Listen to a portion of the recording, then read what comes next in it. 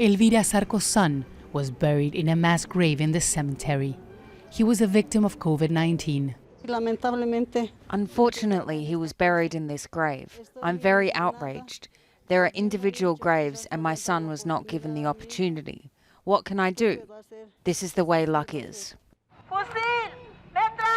Bolivia has lost more than 8,000 people to COVID-19, and the numbers are climbing. It's against this backdrop that voters head to the polls this weekend to elect the country's president.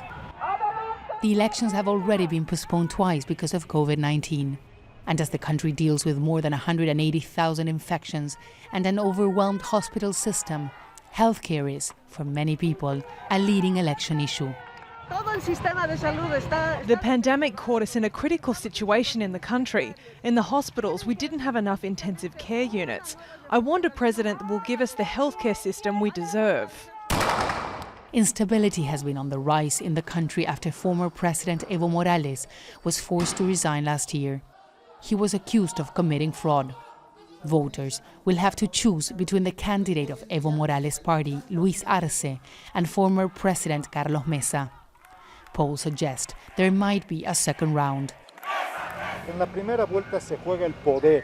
In the first round, power is at stake because the first round will define Congress. In the second round, we will define who will be the next president.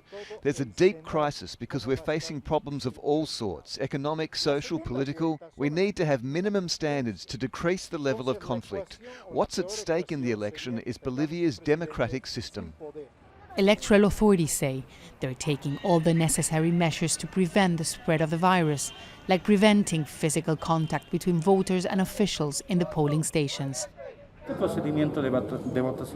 Inside each station, the electoral notaries are in charge of guaranteeing that voters won't be in contact with others, that they are wearing face masks and prevent any type of conglomeration at the polling sites. Bolivia is in desperate need of political stability. And these elections are crucial to guarantee the next president has the legitimacy needed to help the country recover. Teresa, Al Jazeera.